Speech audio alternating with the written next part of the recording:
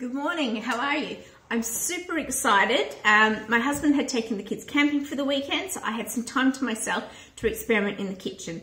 Now, prior to going plant-based, I was quite the dairy fiend. I loved cheese, especially, and I used to make my own cheese. In fact, ricotta was one of those things I made fairly regularly throughout the week. So I decided I was going to try and make some ricotta and to make some yogurt. Now, personally, I'm a fan of using what's on hand and easy to get. So I didn't want to buy a starter online and wait, because I decided on Saturday that I was going to attempt to make these things.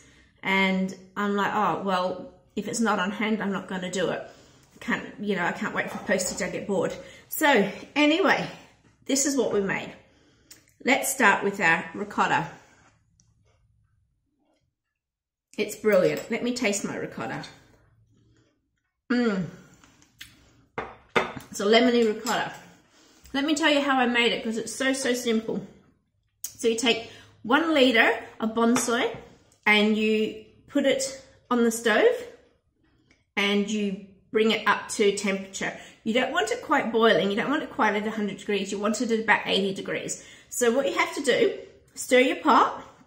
And when you see random little bubbles popping up, you're at about 80 degrees. As it heats more, there'll be a lot more bubbles, bringing you up to more like the 100 degrees.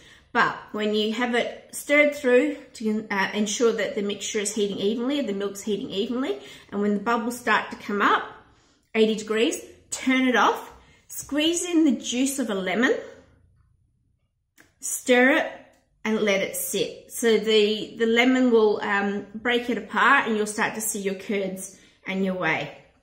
After you've done that, take a muslin cloth. This was one from when I'll assume my daughter was a baby, and I lined a sieve with the muslin cloth and I poured in the mixture and I let it drain away. I also have cheese hoops. I didn't use it yesterday because I wasn't actually sure if this was going to work, but these are cheese hoops. So anybody who's into cheese making, you probably have these floating around in your cupboard, and it would just give it a nice shape. So that was the ricotta. Pure and simple. Bring the temperature of the milk up, squeeze in the lemon. It is a lemony kind of ricotta. Squeeze in the lemon and strain it, and then let it sit in the fridge overnight. Okay, the second thing I made was yogurt. Now I did this in 2 ways. Just by chance. So I used my Instant Pot for one method, and I used my Breville Smart Oven on a keep warm function, which is 50 degrees for 2 hours. Now this one was made in the Breville.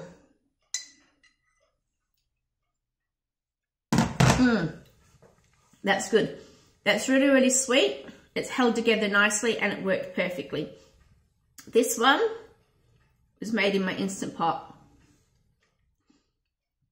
Slightly more tart, even though it's exactly the same mixture, and I can double dip because it's my yogurt.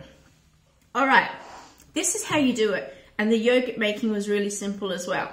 So you get 1 litre of Bonsoy, again Bonsoy because I love it, and bring it to the boil.